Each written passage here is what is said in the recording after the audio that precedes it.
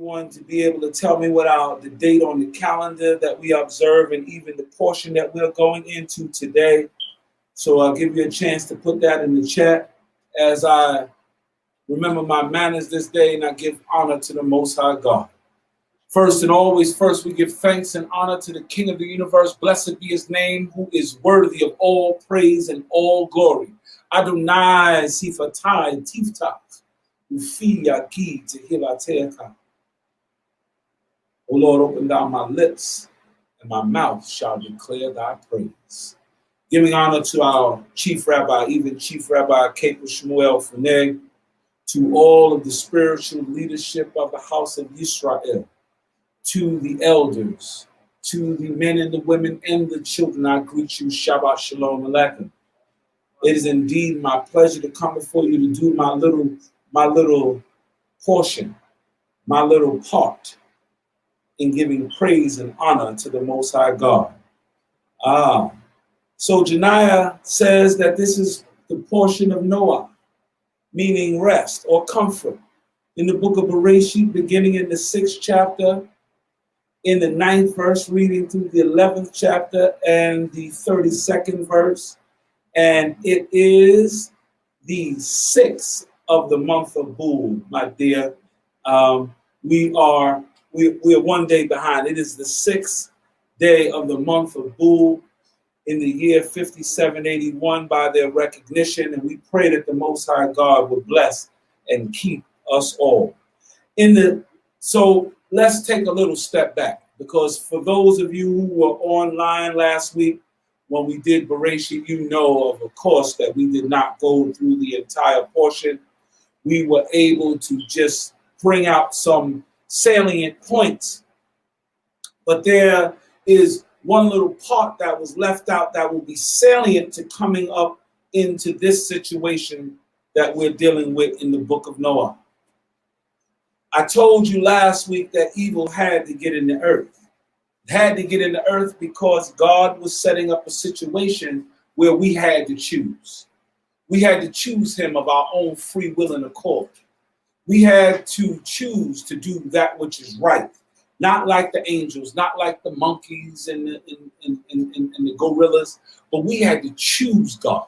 That's how he made us. So therefore, evil had to come into the earth, because people often say, well, God is God. Why did he let that happen? God did not only let it happen, he ordained that it would happen, so that you and I would have the opportunity to choose this great God from all of the things that we do, from all of the things that the Most High God has done for us. We get to choose him and bless his holy name.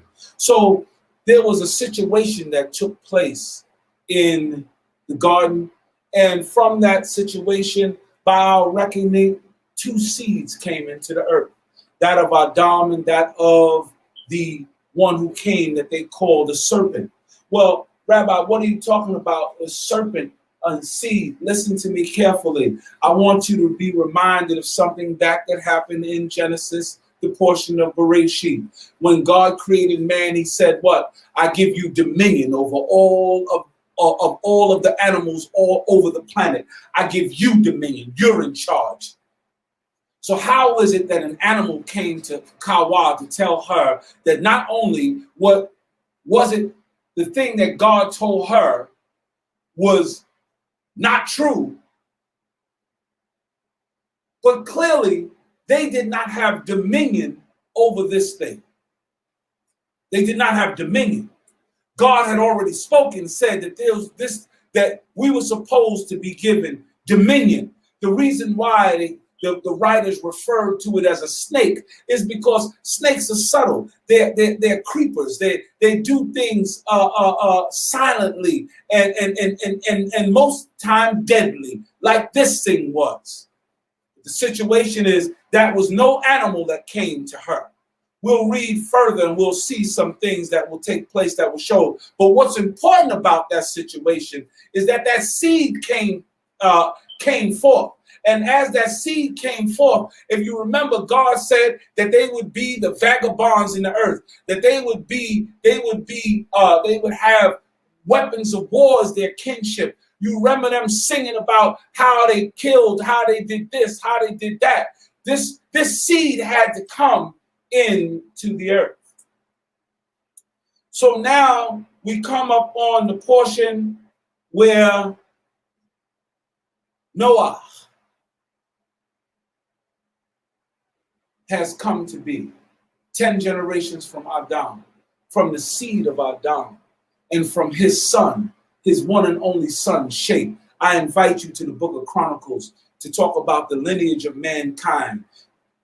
Cain nor Abel are included in that. It goes Adam, Shem, and that's the way it goes. We can talk about it in a more definitive class later, but I need for you to understand that, because now we're talking about how peoples got into the earth. And so, and that seed had to wind up on the boat some kind of way. That seed had to wind up on the boat some kind of way. So now, when you recognize that in the book of Noah, in the portion of Noah, beginning in the 6th chapter, the 9th verse, it says, these are the generations of Noah. Noah was in his generation a man righteous and wholehearted, and Noah walked with God. What's happening here is that you find out something, that Noah was a man righteous in his day. Why is that important? Because God did not start the lineage of the chosen people from Noah. He chose Noah to repopulate the earth, but that man, that one, that was going to come, that man Abraham, who was perfect for all time and season, God saw him and he picked him out and he chose him.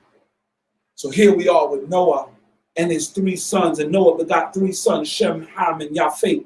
And the earth was corrupt before the Eternal, and the earth was filled with violence. And God saw the earth, and behold, it was corrupt, for all flesh had corrupted their way upon the earth.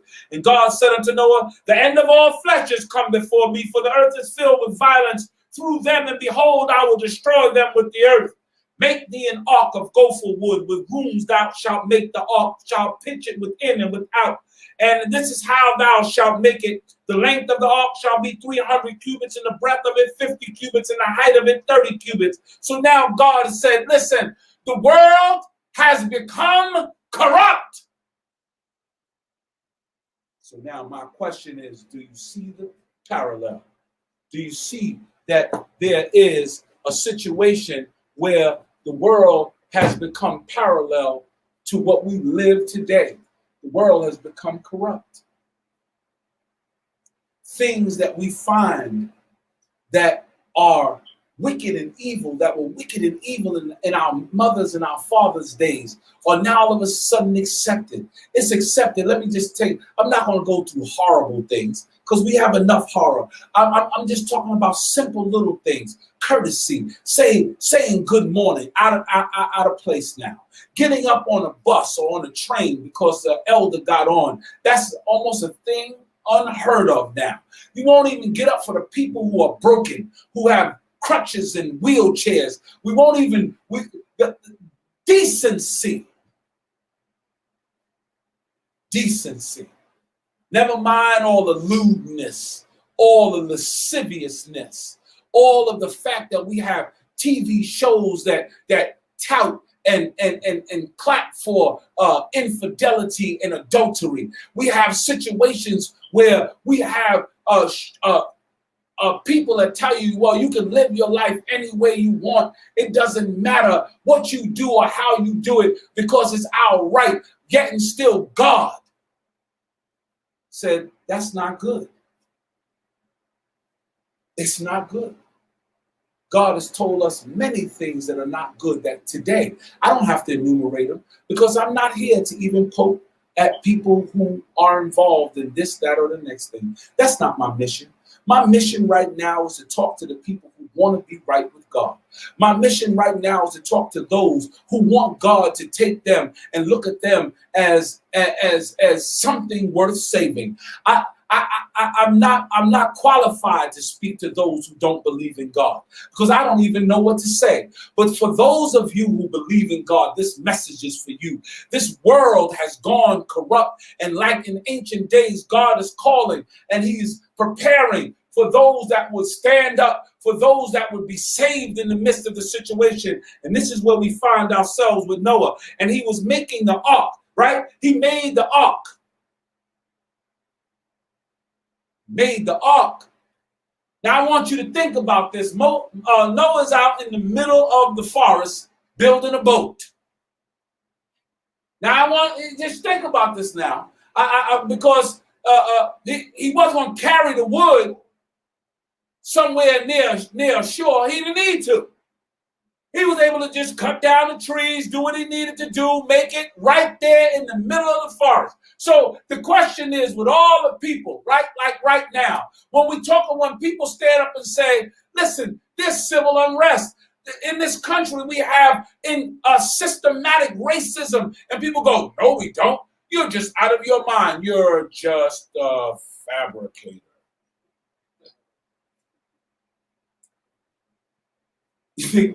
What do you think they was calling Noah? They thought Noah was out of his mind, building a boat in the middle of the forest. And God told him, make this boat. Now I want you to describe, I'm going to just give you a brief description. The boat is about the length of a football field, about the width of a football field, and about the height of half of a football field, or at least a quarter of a football field. It says that it was 30 cubits. So it's about a quarter of a football field high. It says, and light shalt thou make unto the ark to a cubit, thou shalt finish it up with. So on the top of the boat, there was another shaft of a square cubit shaft that came off the top, so that the water, when he would open the window, the water would not splash over back down into the boat from the water that would be on top. Because I want you to know, this was not like riding the QE2. This was not like a cruise ship where it just floated along. We're going to read something in a minute, and I want you to hear it. It says, and you're going to make it 3 floors. It says, and on the 17th verse, and it says, and behold, I do bring the flood of the waters upon the earth to destroy all flesh, wherewith is the breath of life. From under the heaven, from everything that is the earth shall perish. I told you, when people ask me, well, you talk about God makes evil. I'm telling you, this is the God that does it all. Yes, God kills, and he makes alive. That's what it means when you say king, not servant, not comparable being, master, Lord. Said you got wicked, and I don't like wickedness. But I will establish my covenant with thee, and thou shalt come into the ark, thou and thy sons and thy wife and thy sons' wives with thee. And of every living thing of all flesh, 2 of every sort thou shalt bring into the ark, and keep them alive. They shall be male and female, of the fowl after its kind, and the cattle after its kind, of every creeping thing of the ground after its kind. 2 of every sort shall come unto thee, and keep them alive. And take thou unto thee all the food that is to be eaten, and gather it to thee, and it shall be for food for thee and for them. Thus did Noah, according to all that God commanded them, so did he. And the Lord said unto Noah, come down all thy house into the ark, for thee have I seen righteous before me in this generation. Of every clean beast thou shalt take thee 7 and 7, each with his mate, and of the beasts that are not clean 2 and 2, each with his mate. Of the fowl also of the air 7 and 7, male and female, to keep seed alive upon the face of all the earth. For yet 7 days, and I will cause it to rain upon the earth 40 days and 40 nights.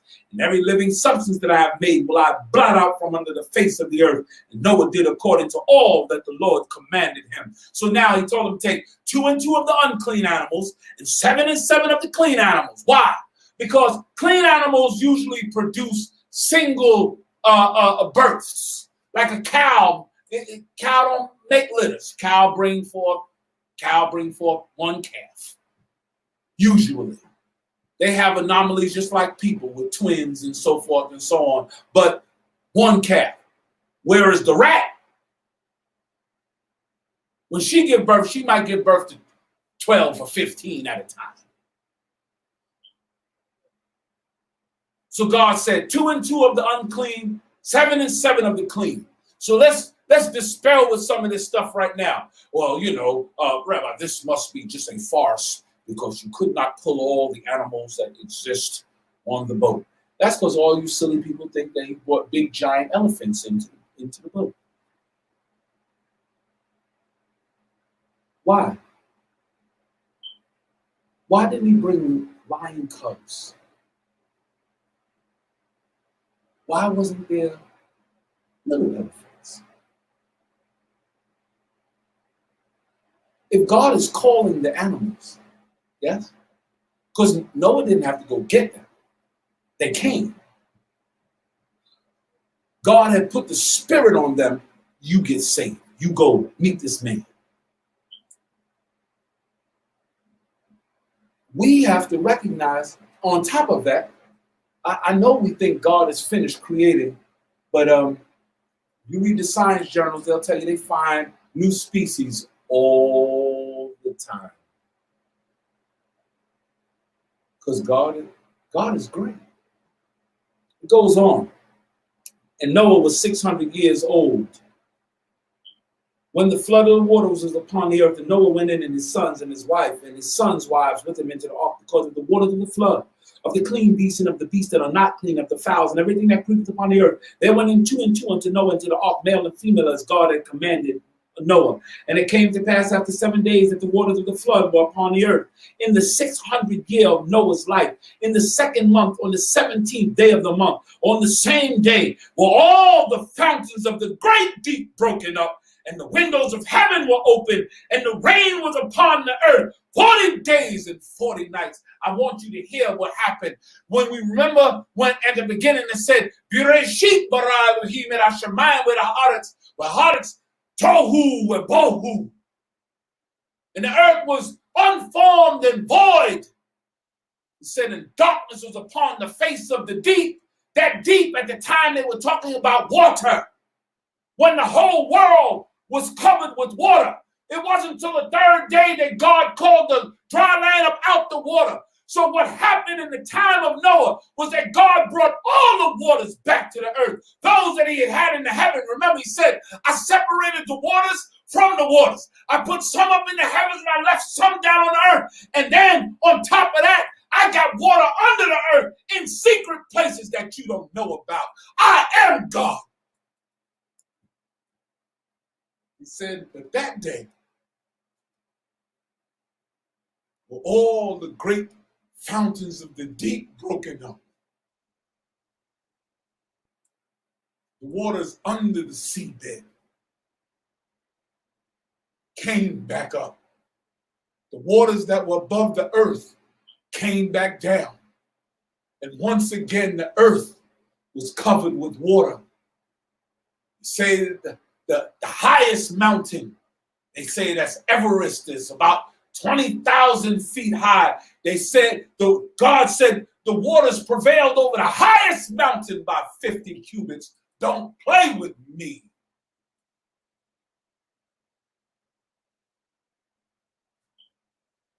In the self-same day, entered Noah, Shem, Ham, and Yafet, the sons of Noah, Noah's wife, and the 3 wives of his sons with them in the ark. They and every beast after its kind, and all the cattle after its kind, and every creeping thing that creepeth upon the earth after its kind, and every fowl after its kind, and every bird of every sort.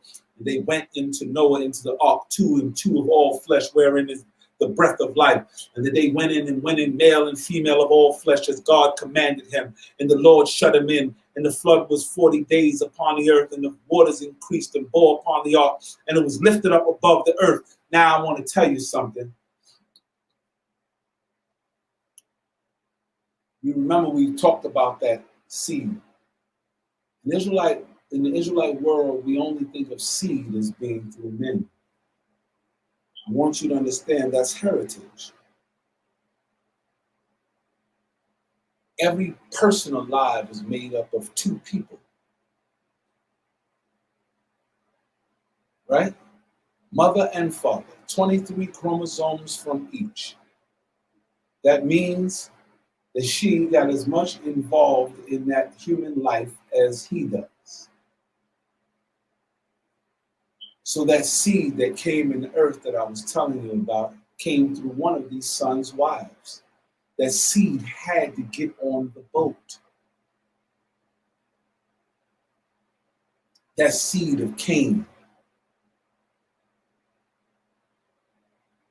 the maker of weapons,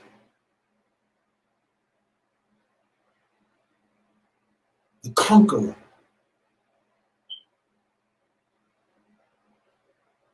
had to get on the boat.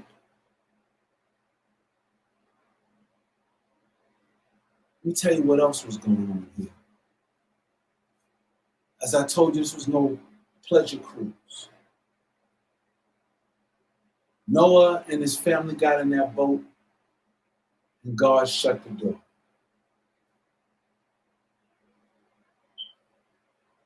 God told him, this is what I'm going to do. The people had forgotten. It was crazy old Noah up there building a boat in the middle of the forest. God let the animals go on in the boat. God shut the door. And then it began to rain. You know, when it began to rain, people didn't pay attention to the rain. It always rains. What happened when it didn't stop after 2 days of rain? What happened after the third day? When things started getting muddy. Where people who live near water found that they could no longer live there. And they began to go to higher ground. And they realized, there's a problem. What do you think they did? They went to crazy Noah and the boat. I want you to imagine Noah and his family in this boat. And I want you to imagine the terror that was going through their minds. You know, Noah was not an only child. Noah had brothers and sisters, which would also indicate that he had nieces and nephews. Could you imagine his favorite niece?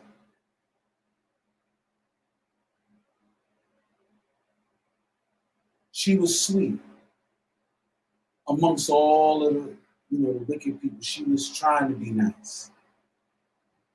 Maybe she had just had a baby. Could you imagine them standing outside that boat, crying, Uncle Noah, please let me in. It's me. Come on, Noah, man, it's your brother. No, it's your sister.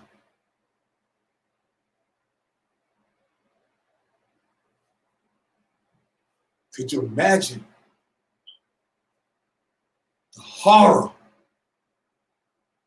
of listening to them cry and scream as the waters continue to come? Can you imagine when the silence took over? And no one knew that all his family was now gone, except for those who were in that boat. The deeps were open. The rain was coming down. That boat was getting tossed around. That boat was going, that was no pleasure cruise. Care what they show you in the little books picture books. This was a horrible scene. They went down and everything was blotted out.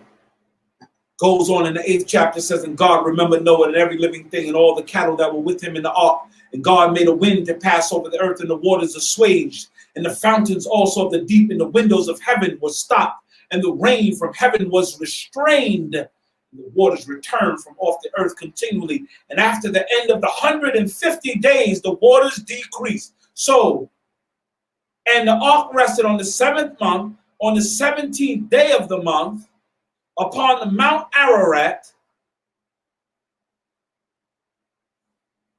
and the waters decreased continually unto the 10th month, and in the 10th month, on the 1st day of the month, were the tops of the mountains seen. And it came to pass at the end of 40 days that Noah opened the window of the ark which he had made, and he sent forth a raven, and it went to and fro until the waters had dried up from off the earth. And he sent forth a dove for him to see if the waters were abated off the face of the ground.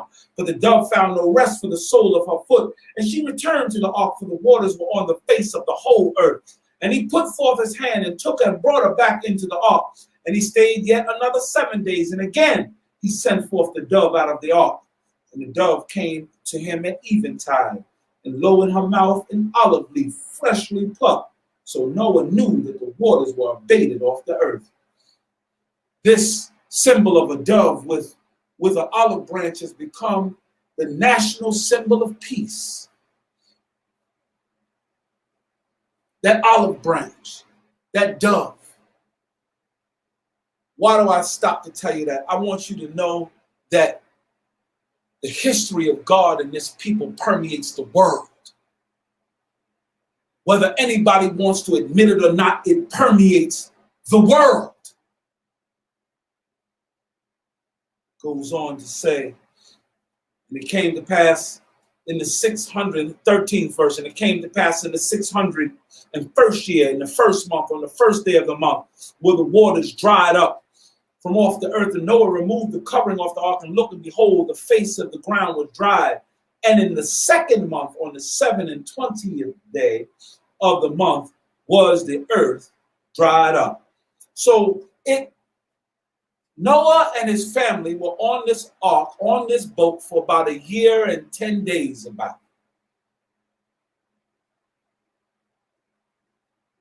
The earth had become corrupt. And God had a resolution. I want you to see something. The earth today has become corrupt. And God has a solution. I want you to see now. I want you to pay attention. And this is not the only reference. You hear God is going to shelter you beneath the shadow of his wing. Yes, he's going to keep you in the covert of his pavilion. What does all of those things sound like? That he's going to keep you sequestered, set aside, quarantined. It's not the first time that God has quarantined us. Those who he intends to keep, that he has set aside. While you think that God doesn't have anything to do with this because this is just a pandemic that has run across the world. And yes, God has not yet let it up. We're going to get a vaccine, and we're going to get this, and we're going to get that. And may it come soon. Maybe that's how God will end the plague. But as it stands now, I want you to see that every time the world becomes corrupt, God puts his hand in it. It's not the first time. I want you to look over the world, and as we do the things, when these corrupt people rise up, you think these wars and things that happen from the foolishness of mankind, why are they coming? Why do they happen? Because people don't have any mind to think godly anymore, because we have decided that our aggrandizement is more important than that of the one who is grand and glorious. This is what people have decided.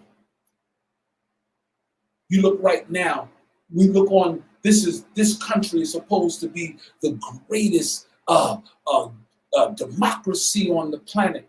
Look at us.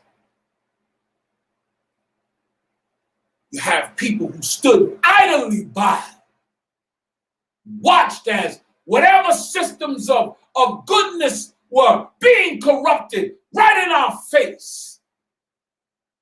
Now all of a sudden, that they think they might lose a little power, now all of a sudden they're talking about the corruption. Him? Now, I wasn't with this guy. I didn't agree with him. What do you mean you didn't agree with him? What do you mean you didn't support him? You are a liar. God is going to bring you all to task.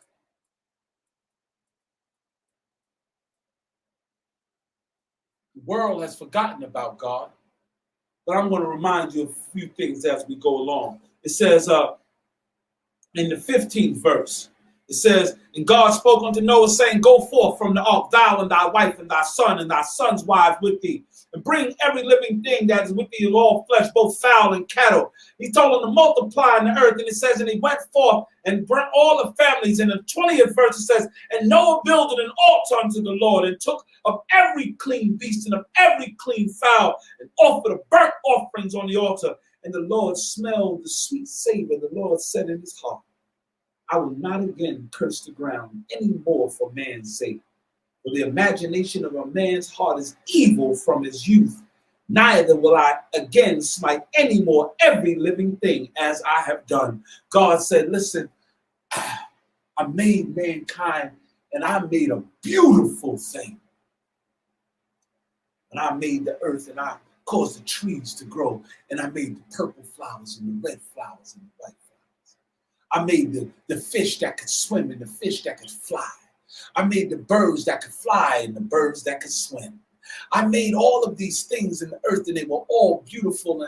And my anger with mankind, the one I gave dominion to, allowed me to destroy everything. And I promise I'm never going to do that again. Because what I've done with the earth is beautiful and perfect. And you, mankind, I'm never going to destroy it again for you. That didn't mean I'm not going to call you to task. That doesn't mean God is not going to call mankind to task. He just said, I'm not going to destroy the earth again. He said, because the earth didn't do nothing. The trees didn't do nothing. The birds didn't corrupt themselves. The frogs didn't corrupt themselves. Says, while the earth remaining seed time and harvest, cold and heat, summer and winter, day and night shall not cease. God blessed Noah and his sons and said unto them, be fruitful and multiply and replenish the earth. And the fear of you and the dread of you shall be upon every beast of the earth and upon every fowl of the air and upon every whip and upon all wherewith the ground teemeth and upon all the fishes of the sea. Into your hand are they delivered. So why is it that we still don't have dominion? Because again, we broke faith with God. Only flesh, says, only flesh with the life thereof, which is the blood thereof, shall ye not eat.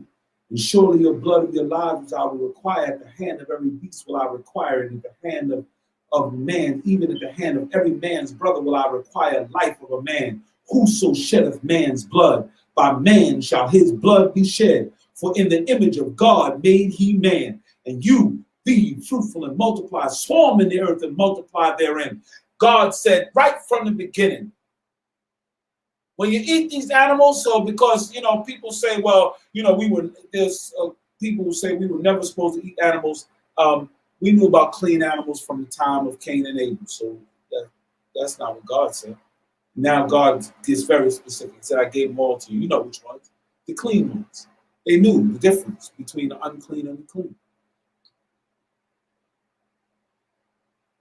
Further, and maybe even a more poignant statement is that there were rules given. Don't eat the blood, and you can't murder one another. In today's society, these are called Noahide laws, right? There's supposed to be 7 of them, these Noahide laws, that will continue to permeate the life of the righteous as they go on. It goes on that God spoke unto Noah, his son, saying, as for me, behold, I establish my covenant with you, with your seed after you, with every living creature that is with you, the fowl, the cattle, every beast on the earth, with you, all that go out of the ark, even every beast of the earth. And I will establish my covenant with you. Neither shall all flesh be cut off anymore by the waters of the flood. Neither shall there be any more the flood destroy the earth. And God said, this is the token of the covenant which I make between me and you and every living creature that is with you for perpetual generations. And I have set my bow in the cloud, and it shall be for a token of a covenant between me and the earth. So the rainbow is the token that God put in the heavens in order to say, I want you to know that I remember. He said, I remember that I won't destroy this earth like that again. And I remember being in college when one of my professors said, you see, this is no biblical, the rainbow is no biblical thing.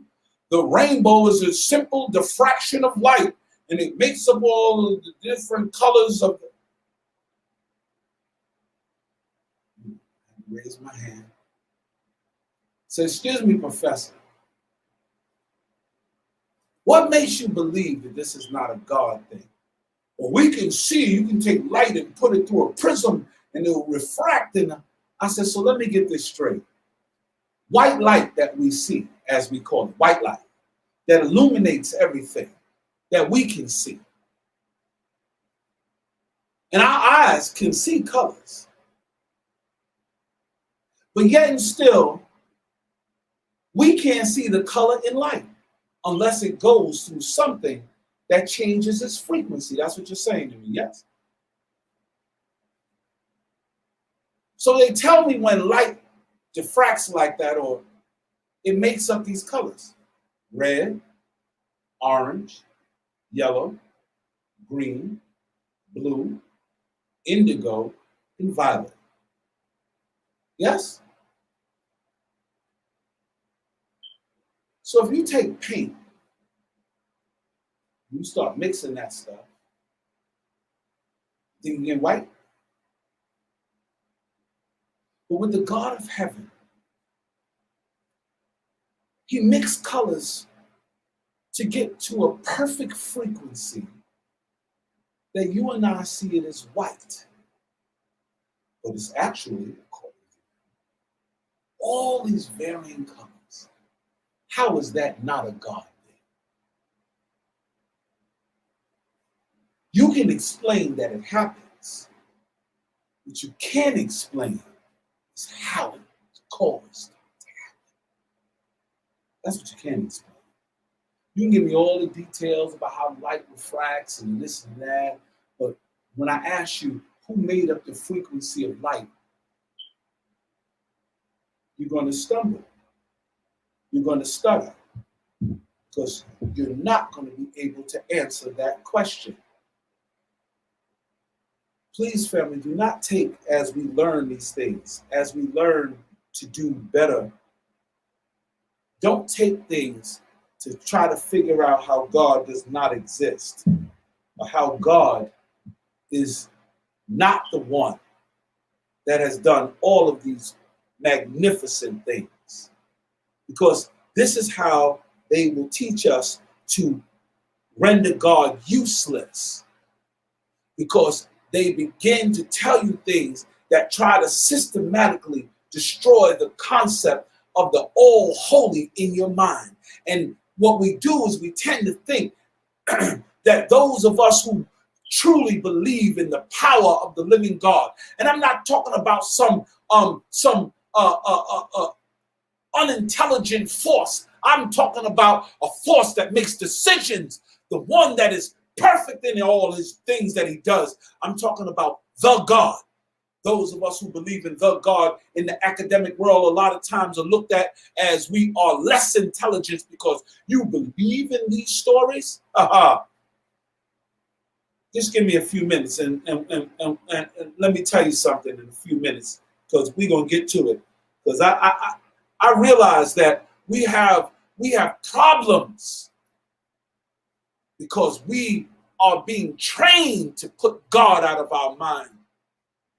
But I want you to know in this day and time, you better get God right back in your mind.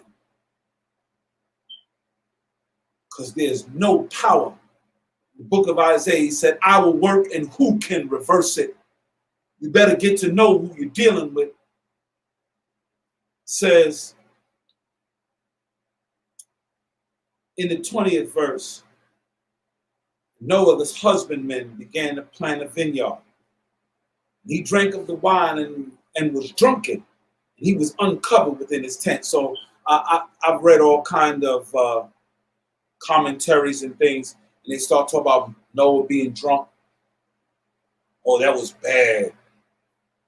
You be on a boat with animals for a whole year, come out and plant, you might get a little drunk too. There was nothing wrong with what Noah did. I'm just letting you know that. Noah did not turn wicked because he drank too much of his beautiful wine. Says that now, let me clarify. That does not mean walk around being a drunkard. God allows us to, he made the fruit of the vine and the grapes, and we pour out drink offerings and all that stuff. That does not mean become a drunkard. Anything in excess is too much. And then it becomes where you can't control yourself.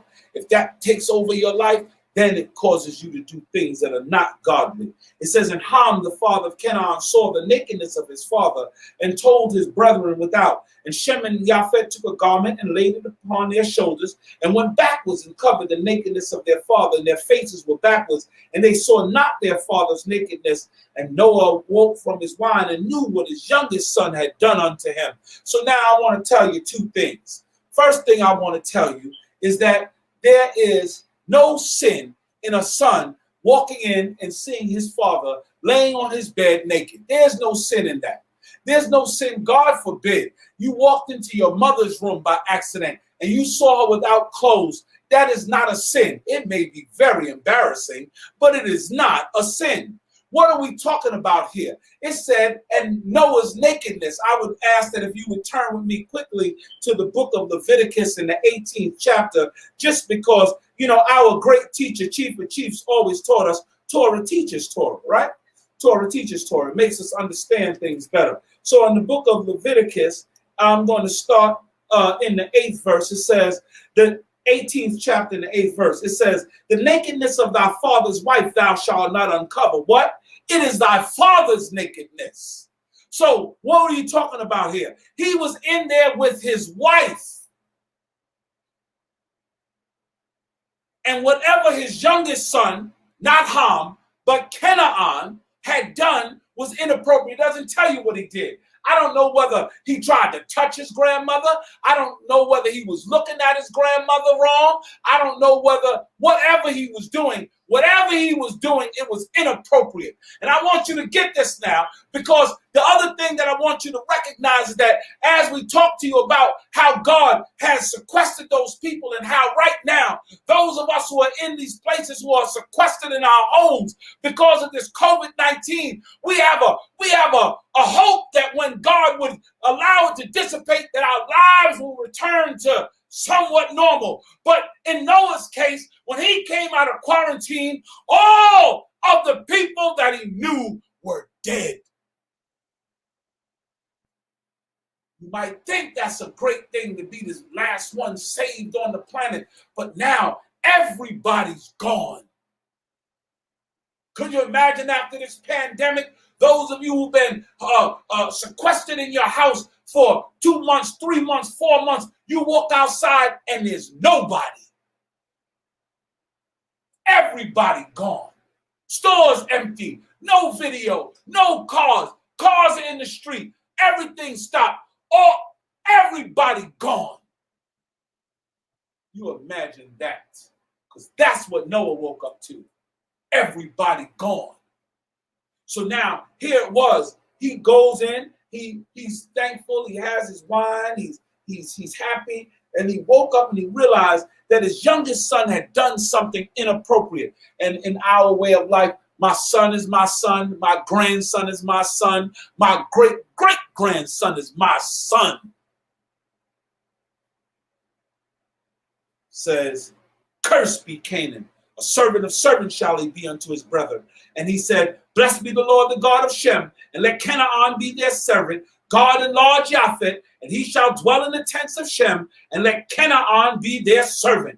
This was the curse that that Noah put on Canaan for whatever debauchery he did while his grandfather and his grandmother were laying there naked in that bed. So now, here's the thing that I want to tell you. This also, for those of you who do not know, this is also the portion that when black people were in slavery, that those who enslaved us said they had the right to enslave us because of this portion. See, God said that the African was going to be everybody's slave. He did not say the African. There was just one boy among the Africans, the Canaan that was going to wind up serving both Shem and Japheth. This was not a demoralization or a condemnation of a people of a skin color, but that's what they made it. That's how they promoted it. That's how they brought it out to the people and said, and the Lord knew it. And the Lord made and the Lord allowed us to take them because they are inferior. They are inferior liars, because that's not what God set up. I just need for you to know, this was about one particular house. And if you know, fast forward to the future, these are the same people that God told Abraham, I'm going to kill them. And not yet, because the cup of the Amorite is not yet full. And then when we got over into Canaan, what did God tell us to do? Kill everybody. The Hittites, the Hivites, the Perizzites, the Jebusites, the Girgashites, all the 7 nations. All the 7 nations of Canaan, God said, wipe them out.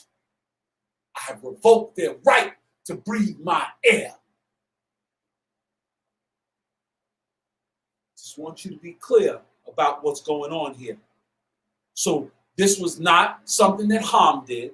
It was not something that Shem or Japheth did. It was something that Canaan did. And it was not about Noah's nakedness. It was about his wife, because his wife was his nakedness, according to how we understand nakedness. How God told us that nakedness is a sign. Says, and Noah lived after the flood 350 years. And all the days of Noah were 950 years, and he died. This is the 10th chapter. And I'm not going to read every bit of this 10th chapter. This is what I'm going to tell you about it. I'm just going to read a few things. It says, now these are the generations of the sons of Noah, Shem, Ham, and Japheth. And unto them were sons born after the flood. The sons of Japheth, Gomer, Magog, Madai, Javan, Tubal, Meshach, and Tiraz. The sons of Gomer, Ashkenaz, and Riphat, and Togarmah.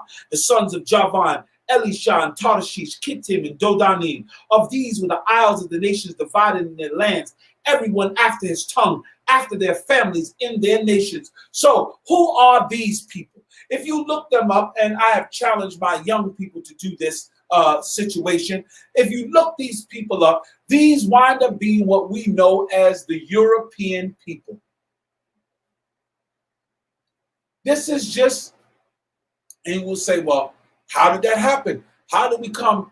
Listen, because we like to separate science and God is science. And one day you'll talk to me, and hopefully you'll be able to see that natural selection is different than evolution. Natural selection is that, if, just so that you understand what natural selection is,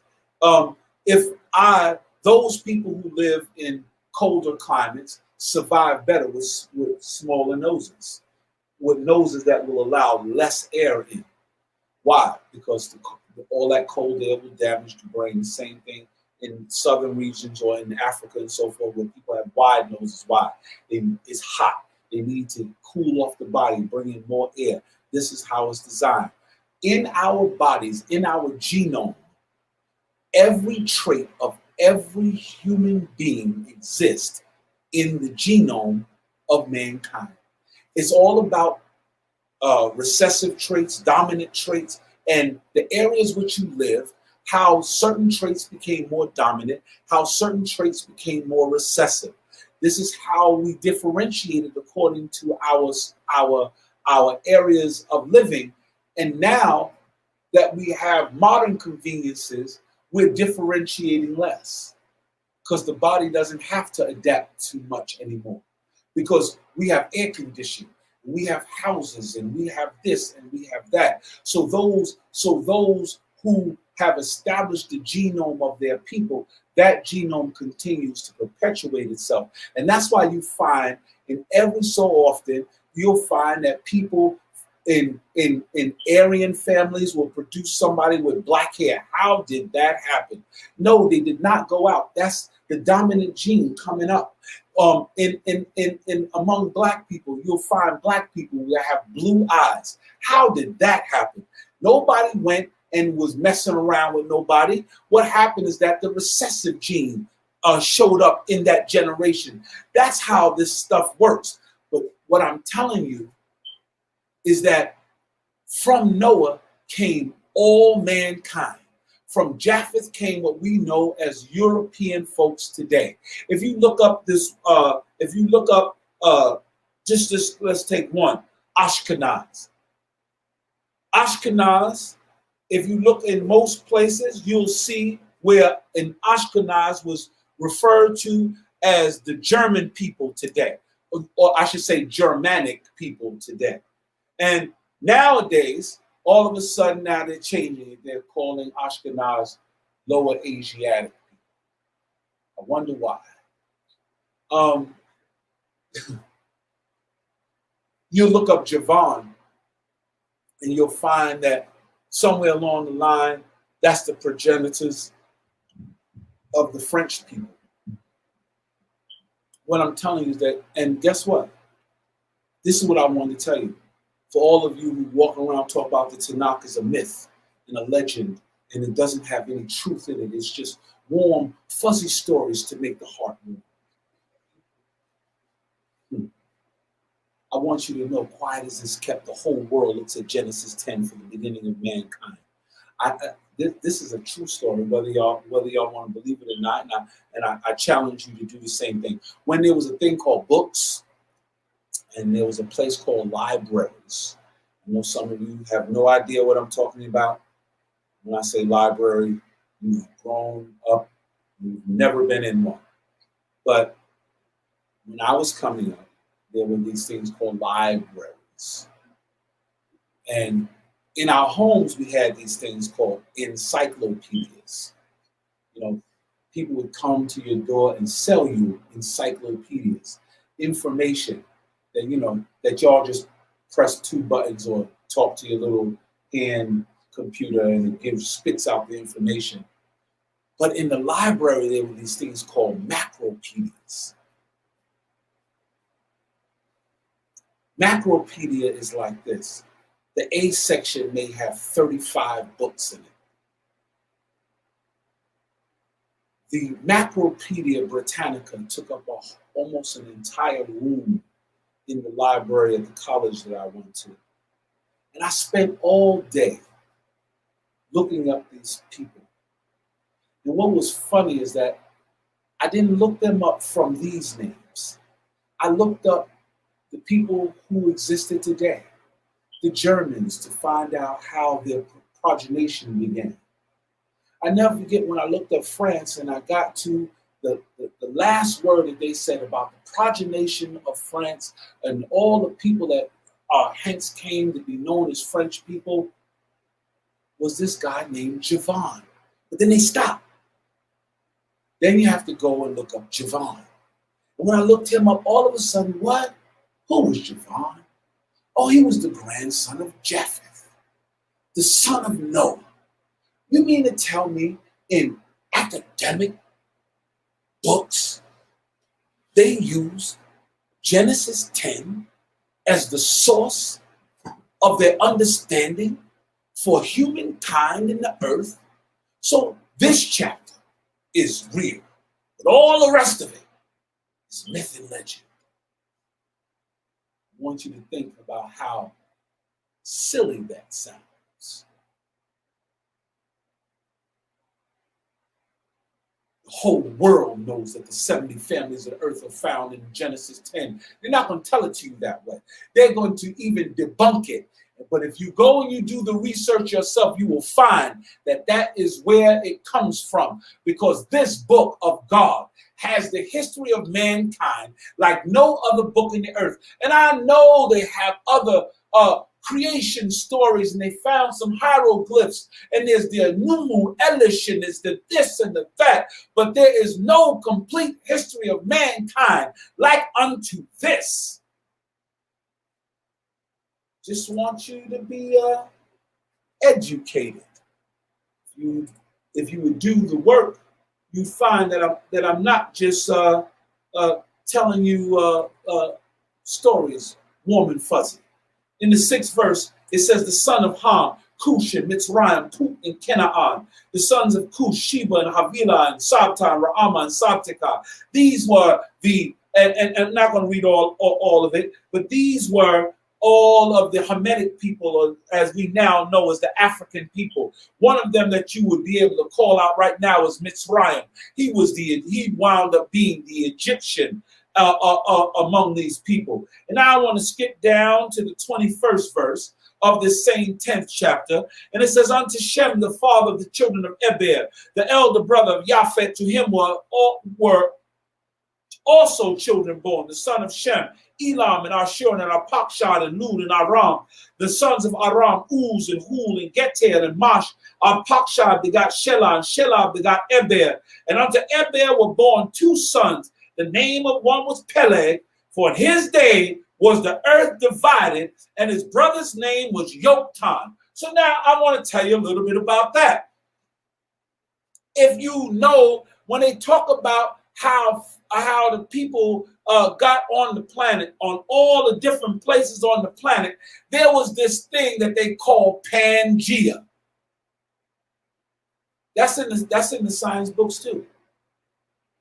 Pangea. What is that? That was when all of the continents were all one landmass. So everybody could go on foot to every place. And then it became over time that these land masses parted, and they show you how they fit together as a puzzle, right? In the book of God, that whole history was summed up in one word, in one line. And in those days was the earth divided. Did you see it? If you wasn't paying attention, you'd have missed it, right? It says, for in his day was the earth divided. That's all. No big scenario. That's how peoples got over every place without there being a boat, and how people started in one place and wound up every place on the planet, according to the theory of Pangea, and also, by the way, the word of God.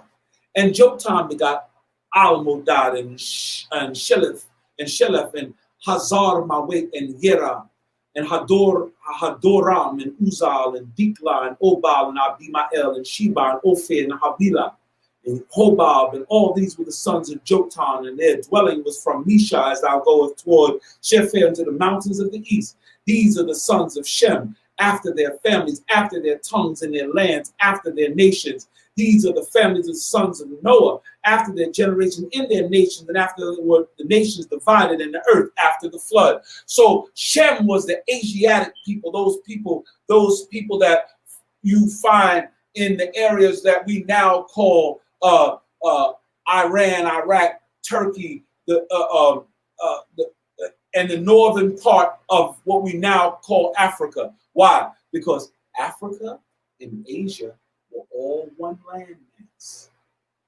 That's how we were able to walk from Egypt to go to Israel. Remember, we had a way to walk that wasn't by the Red Sea that we could have taken up on the mountains. Yes, God said so. But so we could have walked from Egypt to Israel, but God took us through the Red Sea. My point to you is this: before they cut the Suez Canal, Africa and Asia were one landmass. And so now when they start dividing us up, talk about, well, these are the Africans and these are the Asians, and you're not a part of these people and you're a part of these people. That's all rhetoric.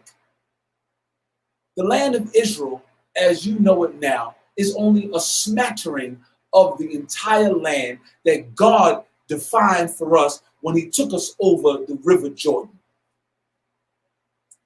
And you know that life began over there in what they teach you this in school, in the Fertile Crescent. All of those rivers, the Pishon, the Gihon, all of them, they all run right through what we know now as Africa. This is the birthplace of mankind.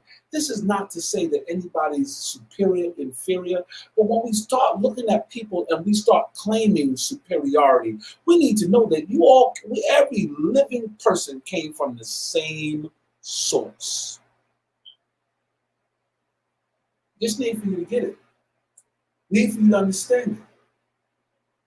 So here it is now that we were those Asiatic, Afro, as they call it, Afro-Asiatic people that were born in that region. It says in the 11th chapter of this portion, and the whole earth was of one language and of one speech, and it came to pass as they journeyed east, and they found the plain. And they found in the plain the land of Shinar. And they dwelt there, and they said to one another, come, let us make brick and burn them thoroughly. They have brick for stone and slime they have for mortar. And they said, come, let us build a city, a tower with its top in heaven. Let us make us a name, lest we be scattered abroad on the face of the whole earth.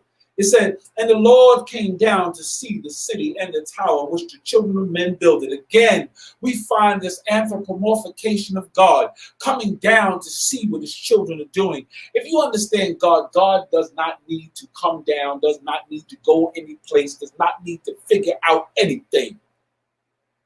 He's God. What was that line telling us? That line was telling us again that God got directly involved in the lives of the children of men. And because of the corruption that we had already encountered, he said, no. No longer am I going to allow you all to get together in this way. It says, behold, they are one people, and they have one language, and this is what they begin to do. Now there will be nothing withholding from them, which they propose to do. Come, let us go down and confound their language. They may not understand one another's speech. So now God is now separating us in nations and peoples so that there's opportunities for us not to go the same debaucherous route that we went from the beginning of time when we caused him to destroy the whole entire earth. I pray that the Most High God would hear us as we try to come back unto him. It says, so the Lord scattered them abroad from thence upon the face of all the earth and left off to build the city. Therefore was the name of it called Babel, because the Lord did there confound the language of the earth. And from thence did the Lord scatter them abroad upon the face of the earth. That word Babel means to confound. That's why you hear people right now say, oh, why are you babbling? You hear that term? Why are you babbling? In other words, why are you talking gibberish? Because God made it so when the guy asked for a brick, he handed him a shovel. It was no longer the word for brick in his mind. God changed the whole language so that everybody would have a language unto themselves as they began to grow as a people. It says in the 10th verse, these are the generations of Shem. Shem was 100 years old and begot Arpachshad 2 years after the flood. And Shem lived after he begot Arpachshad 500 years and begot sons and daughters. And Arpachshad lived 530 years and begot Shelah. And Arpachshad lived after he begot Shelah 403 years and he begot sons and daughters. And Shelah lived 30 years and begot Eber. And Shelah lived after he begot Eber 403 years and begot sons and daughters. You see what's happening here? Noah was 500 years old before he had children. Now these people are having children at 30 and 35. And Eber lived 430 years and begot Peleg. And Eber lived after he got Peleg 430 years and begot sons and daughters. And Peleg lived 30 years and begot Reu. And Peleg lived after he begot Reu 209 years and begot sons and daughters. The life expectancy is going down. Reu lived 230 years and begot Seru. Reu lived after he begot Seru 207 years and begot sons and daughters. And Seru lived 30 years and begot Nahor. And Seru lived after he begot Nahor 200 years and begot sons and daughters. And Nahor lived 920 years and begot Terah. Nahor lived after he begot Terah 119 years and begot sons and daughters. And Terah lived 70 years and begot Abram, Nahor, and Haran. Now these are the generations of Terah. Terah begot Abram, Nahor, and Haran begot Lot. And Haran died in the presence of his father Terah in the land of his nativity in Ur of the Chaldees. And Abram and Nahor took them wives. The name of Abram's wife was Sarai, and the name of Nahor's wife Milcah, and the daughter of Haran, the father of Milcah, and the father of Iscah. And Sarai was barren, and she had no children. And Terah took Abram his son, and Lot the son of Haran his son's son, and Sarai his daughter-in-law, his son Abram's wife. And they went forth with him from Ur of the Chaldees to go into the land of Canaan. They came there unto Haran and dwelt there. So the pilgrimage had begun. God caused Haran to get up out of Ur of the Chaldees to bring them closer to where God was going to establish us as a people. I want you to see I am now on page 15 and I'm using page numbers as opposed to chapters because I want you to get the message. I am on page 15 in this Tanakh, and I want you to recognize that pages 1 through 14 took millions of years to accomplish, from the time that God called the heavens and the earth together until all these generations that were born and died and the flood. This is millions of years that have taken place in 14 pages. The rest of this book dedicated to Abraham and his seed. This whole history of mankind is designed to bring forth this man of perfection, this man Abraham, for whom God knew that he would, as he said, I know you're going to command your house. I know who you are. And maybe you don't even know who you are. I'll test you. I'll show you who you are. But it was because of this man. Now I have a message for all the earth, because that sounds very arrogant. As an Israelite saying that the whole book of God now is about me and this and that. I want you to know the book of God should have been shorter than this.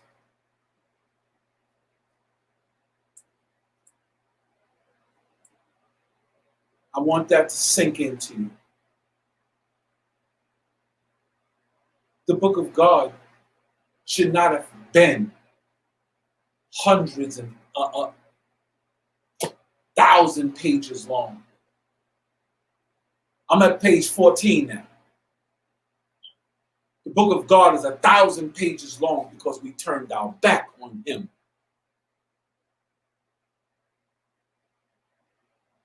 So don't puff up because the rest of the book is about you. The mission of the Israelite, the mission of the children of Avram was to bring the glory of God to everybody on the planet. Not so that they could rule over them, not so that they could be greater than they, so that they could bring them to the greatness of God. We've missed the mission. It was not to make us great. It was to proclaim the greatness of the one who lives forever. We abandoned that mission. Yet and still God has given us another chance. So I want you to look on the Shabbat as a blessing.